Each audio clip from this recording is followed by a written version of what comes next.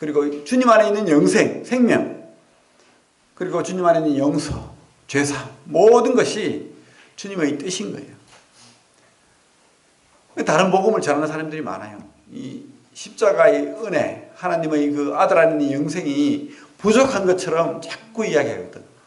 그 당시에 그 주님 그 제자들이 전할 때만 해도 계속 율법을 이야기하는 사람들, 아니면 어떤 형식, 할례를 받아야 된다, 율법을 행해야 된다, 또 아니면 깨달아야 된다. 심지어 뭘 깨닫느냐면 우리 육체는 더럽고 우리 영은 새로운 하나님을 깨달을 때 우리가 구원받는다. 그럴듯하죠. 근데 그렇지 않다는 거예요. 우리는 이원론이 아니에요. 영과 육은 함께 하는 거예요. 그죠?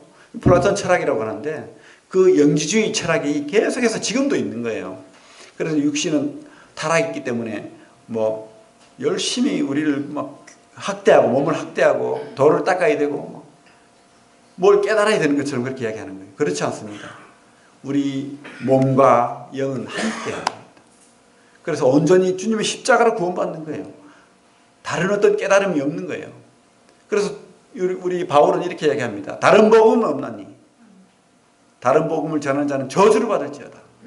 오직 주님 안에 있는 영생인 거예요. 아들 안에 있는 영생이 있는 겁니다.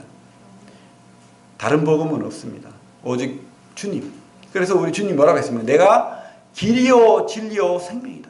이렇게 말씀하고 있습니다. 오직 우리 주님만이 그 길인 거예요. 영생이 길이고 또 진리고 생명이 되는 겁니다. 그래서 우리 말씀에 아들에게 주신 모든 사람에게 영생을 주시려고 만민을 다스리는 권세를 아들에게 주셨음이로소이다.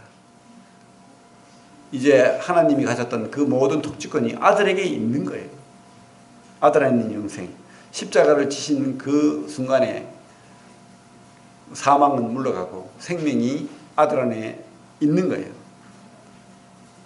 그리고 우리 그 3절에 보면 영생은 유일하신 참 하나님과 그가 보내신 자 예수 그리스도를 아는 것이니다. 이렇게 말했죠. 아는 것, 안다.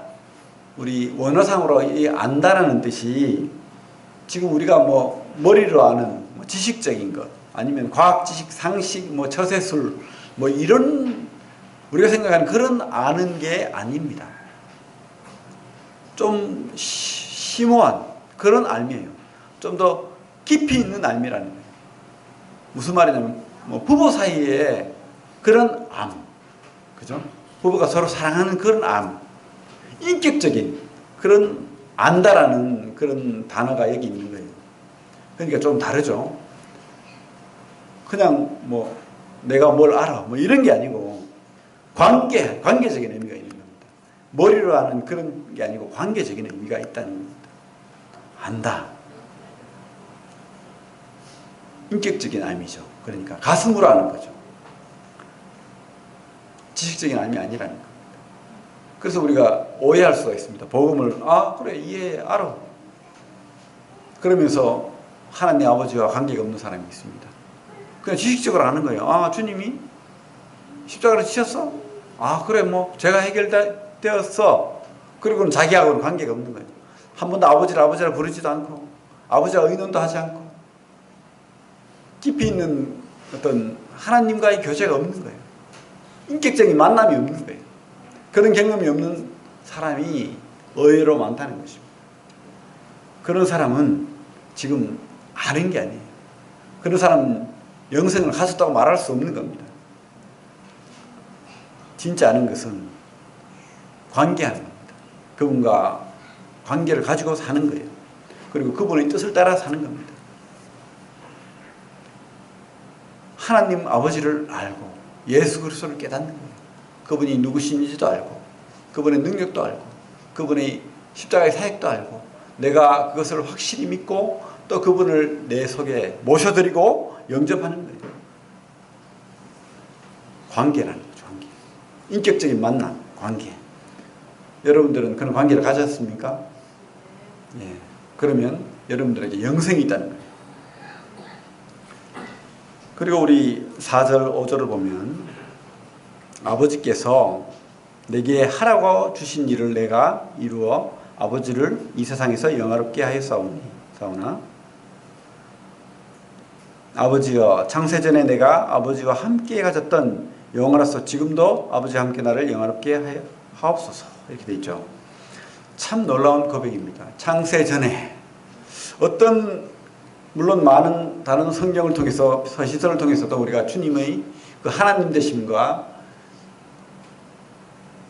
무엇보다도 다른 어떤 피조물보다도 먼저 계신 분이라는 것을 우리가 알 수가 있지만 여기서는 뭐라고 하고 있습니까? 창세전에 이렇게 돼 있죠. 그러니까 태초 우리 창세기 1장 1절에서 말하는 태초보다 더 전에 요한복음에서 말하는 그 태초, 그죠? 만물이 시작되기 그 전에 창세 전에 하나님과 함께 하나님 아버지와 함께하는 그런 하나님으로 계셨다는 거예요. 그리고 우리 주님은 그 하나님의 영광을 그 영화를 누렸다는 거예요. 그것을 스스로 지금 고백하고 있는 겁니다. 창세전에 내가 아버지와 함께 가졌던 영광으로서. 그래서 우리가 영광, 영화 이런 단어를 사실은 사람에게는 사용할 수가 없는 단어. 오직 하나님께만 해당되는 단어거든요. 영광, 영화. 그래서 이건 신학적인 용어인 거예요. 성경적인 용어인 겁니다. 우리가 사람한테 영광 돌릴 수가 없어요. 그죠? 영광이나 영화는 오직 하나님 앞에 우리가 올릴 수 있는 단어입니다. 그래서 이 하나님의 영광을 우리가 그러나 이 땅에서도 볼 수 있죠. 어디에서 볼 수 있습니까? 그 자연 만물을 통해서 우리가 하나님의 영광을 볼 수 있는 거예요. 왜냐하면 하나님의 그 영광이 자연 만물을 통해 드러났거든요. 참 놀라운 그 영광이 자연 만물을 통해서 드러났어요. 그 우주를 이렇게 보여주는 영상을 한 번씩 보십니까?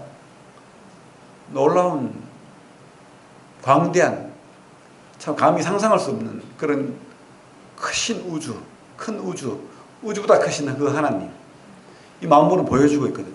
하나님이 얼마나 크신 분인지. 이 지구가 사람이 보기엔 너무 큰데 태양에 비하면 그 태양보다 수백 배 큰 어떤 별에 비하면 이 별을 수천억 개나 담고 있는 은하계에 비하면 이 은하계를 수천억 개나 담고 있는 우주에 비하면 진짜 먼지와도 비교될 수 없는 그런 차이인 거예요. 그게 하나님의 영광이라는 겁니다. 그리고 우리 이 땅에 있는 자연 만물, 해와 달과 별과 또 꽃들과 나비와 여러 신기한 동물들, 심지어 우리 집에 있는 그 어떤 강아지까지 너무 신기한 거예요. 그 속에 하나님의 영광이 있는 거예요. 하나님 어떻게 이렇게 만들었을까? 어떤 동물들은 아주 이렇게 문양이 디자인이 재밌는 디자인으로 돼 있어요. 웃는 디자인도 있고 벌레 속에 뒤에 보면 달팽이라든지 나비라든지 이런 모습을 보면 참 하나님은 다양하고 참 디자인 실력이 놀라워요. 사람이 흉내낼 수 없습니다. 그래서 우리 디자인 공부하는 사람들은 자연을 많이 봐야 돼요. 자연을 보면 하나님에게 놀라운 디자인 능력, 그죠? 아름다운 미적 감각을 우리가 볼 수 있다는 겁니다. 자연 만물을 통해서 하나님의 영광을 우리가 볼 수 있다는 거죠. 인간이 흉내낼 수 없는. 그리고 또 다른 영광은 우리 인간에게 있습니다. 인간 놀랍지 않습니까? 동물하고 달라요. 동물하고 같이 취급하면 안 됩니다. 하나님의 형상으로 만들어져 있기 때문에 신기해요. 우리는 우리 스스로를 폄하합니다. 그리고 비판합니다. 욕합니다. 그리고 무시합니다. 근데 사실 안 그래요. 참 놀라운 창조물인 거예요. 그래서 이 서로를 욕하고 서로를 대적하는 것은 하나님을 욕하는 것 같아요. 왜? 그 속에 하나님의 영광이 들어있기 때문에. 그죠?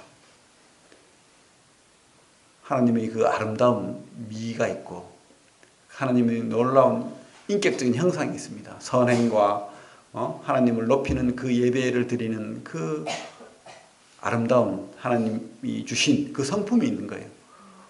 그죠? 선과 미와 그리고 그 속에 진리가 있는 거예요. 이게 하나님 형상이죠. 물론 지금 고장나 있죠. 우리는 완전히 고장나 있습니다.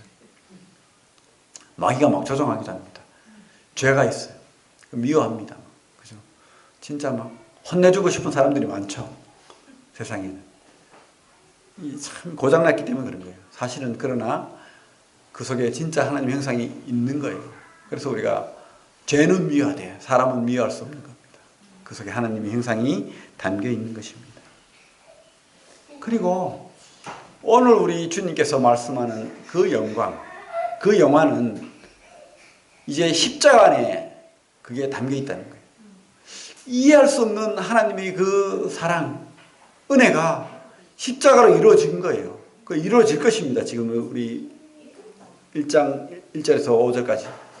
그래서 계속 십자가를 바라보면서 지금 주님께서 기도하시고 하나님 앞에 말하는 겁니다. 주님이 예수님을 십자가를 통해서 하나님을 아버지를 영광스럽게 한대요. 십자가를 지시는 것이 하나님을 영광스럽게 하는 길이래요. 왜? 이 만물을 회복하거든. 자기가 십자가를 지심으로 말미암아서 이 죄악 중에 떨어진 버려진 그 모든 세상을 또 인간을 다시 하나님 앞으로 돌리는 겁니다. 회복시키는 거예요. 그것이 영광 돌리는 길이라는 겁니다. 그것이 하나님 아버지를 높이는 길이라는 겁니다. 그것이 또한 아버지께서 아들을 영화롭게 하는 길이라는 거예요. 그죠? 십자가가 하나님 아버지를 영화롭게 하고 또 우리 예수 그리스도를 영화롭게 하는, 그죠? 그래서 우리 주님께서 순종하셨어요. 죽기까지 순종하신 거예요. 엘리 엘리 라마 사박다니 어찌하여 나를 버리셨나이까. 그런 참 인간적인 기도를 하나님 앞에 올리시면서 끝까지 순종하신 거예요. 이제 곧 크리스마스인데 물론 뭐 그날 주님 태어나신 날은 아니에요. 그죠? 하지만 그 하늘에 있는 그 하나님께서 아기로 오신 거예요. 그죠? 그래서 이 땅에 우리처럼 배고프고 힘들고 뭐 추위도 겪고 피곤하고 잠도 주무시고 먹기도 하시고 이렇게 사시다가 십자가를 지신 거예요. 왜? 바로 우리 사랑하기 위해서, 하나님께 영광 돌리기 위해서, 십자가를 지시기 위해서 그렇게 이 땅에 오셨다는 거예요. 그리고 사셨다는 거예요. 그리고 주님께서 말하고자 하는 것은 바로 이겁니다. 하나님께 이것이 영광이 된다. 그리고 이것은 승리의 십자가다. 저주의 십자가가 아니고 승리의 십자가가 되는 것이다. 그죠?